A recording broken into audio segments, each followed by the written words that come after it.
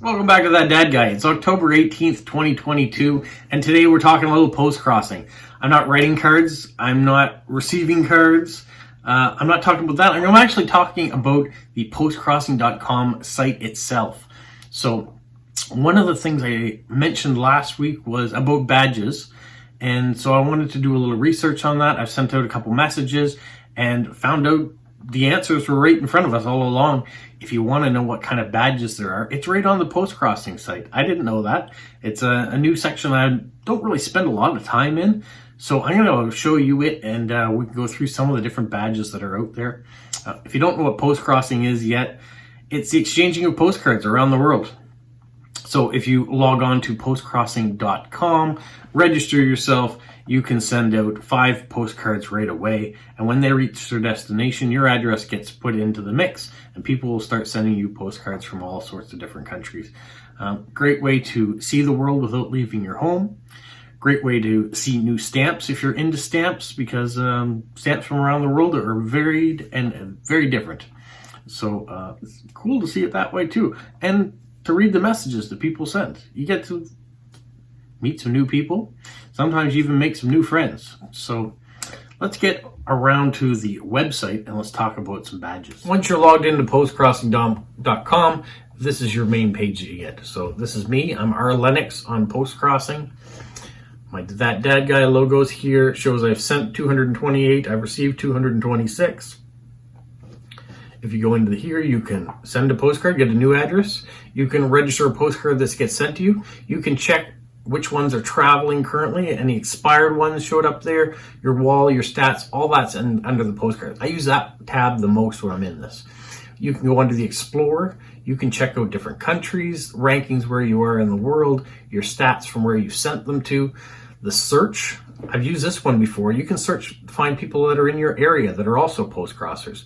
So I use that to message people, letting them know that there was a meetup going to be up this summer.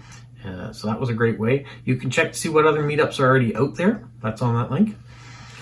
The tab we're going to go into this time, though, is the forum. I don't spend a lot of time in this one, so I wasn't quite sure what I was going to do. But I did last night decide I'm going to put up a new topic. I'm going to ask about badges, see what badges you can potentially get out there. I wasn't sure what they were, what you had to do to get them.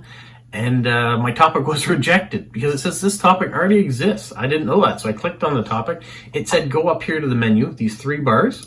If you click on that, the third thing down is badges. If you click on that, here are all the badges that you can get. If you've got a green check mark by it, it means that you've got that badge already. So first like, I've done that. I've got that badge.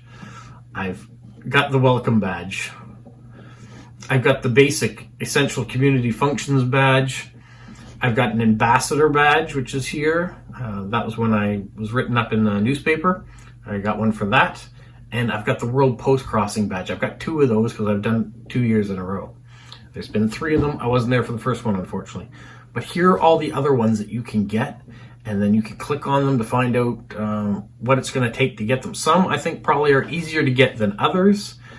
First, Wiki Editor badge. So I guess if you're on Wikipedia and you're doing some editing on it, you could get a badge for that. The reader read every reply in a topic with more than 100 replies. That sounds very time consuming, but 2,988 people have that badge. Complete our advanced user tutorial. You can get a licensed badge for that. Read the guidelines, read the community guidelines. Most people have that one. I probably should get that one. First mention a user in a post. Certified complete our new user tutorial. That's another one I probably should have. So there are some of these badges I probably should go in and try to accomplish. Some of them, received 1 like on 20 posts. So your appreciated badge. A lot of people seem to have that one. I'm not sure. Let's just click on that, find out a little bit more. These are all the people that have gotten that badge. This badge is granted when you receive at least 1 like on 20 different posts. The community is enjoying your contribution to the conversation. So in order to get that, you have to be posting into topics on the forum and having other people like them as you go through. So if you're in the forum, I'm sure some of these other badges are probably easier to get to. You just have to be engaging and doing this more and more often. So that's good. This is a whole section on the community. Active member for a year, posted at least once. That's another one. I mean, there are ones here. If I was more active in the forum, I probably would get more badges for it. What you have to decide, though, is what you want to do with Postcrossing. Is Postcrossing about sending and receiving the postcards only? Do you want to be active in the community here on the forum and be responding to people's questions or asking your own individual questions on it? And if you do, then you're probably going to get some of these ones here. Visited 365 consecutive days. So every day you're going to go in and check in on the forum. Only 153 people have got that. So there are a few ones. Share a post with 25 unique visitors. Only 153 people have gotten that one too. There are some ones that seem to be relatively rare. All right, posting. So there's a whole section here. Receive 10 likes on a reply.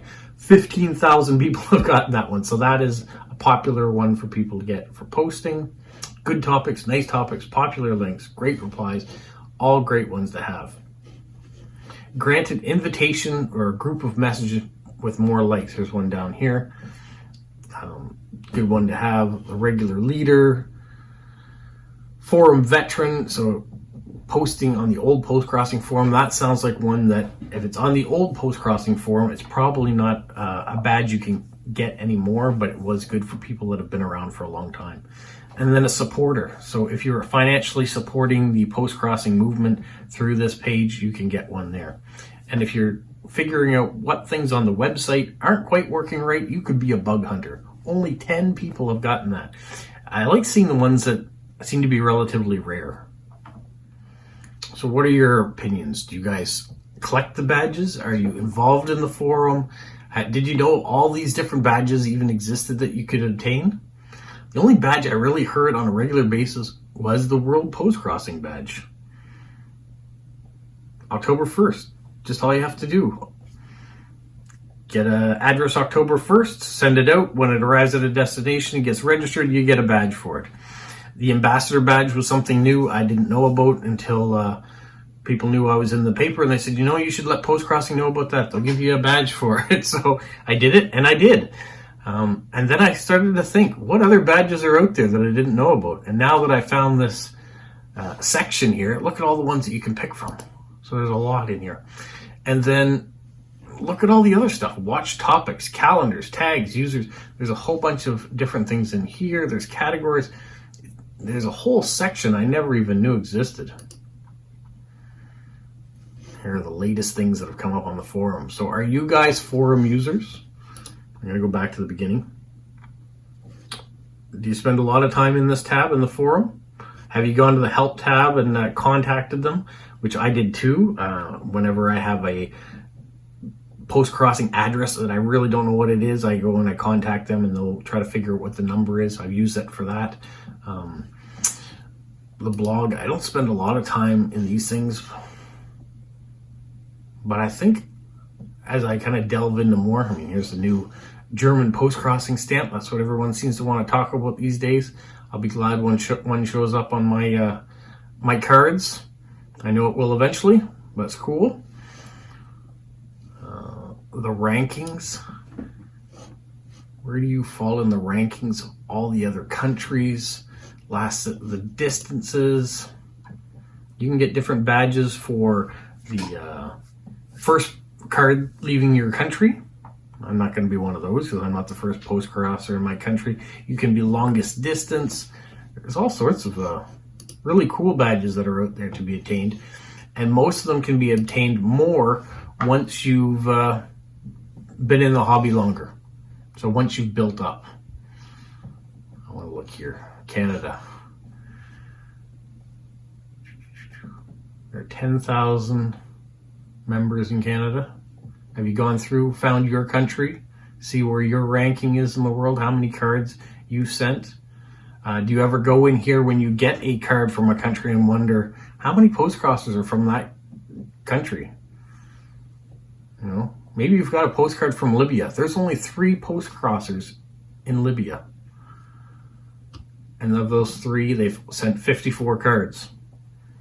Be kind of interesting to see. Afghanistan, there's 7 members in Afghanistan and 264 cards have been sent. This is the kind of information that you can find just flipping through the Postcrossing website. I always seem to be in the send, receive, or traveling details. You know, here are mine. I've got all these ones that are traveling, and I've got an equal number that are all expired. 2 of them here have been expired for 346 days now. One to Chechnya and the other to Norway. Those 2 countries I would have thought would have been great. And the one from Norway is a supporter. You can see here the badge that he's got next to it. So I'm not sure where that card has ended up. I know that card looks like this. So hopefully one day it will reach its destination and will get registered, and that'll come off.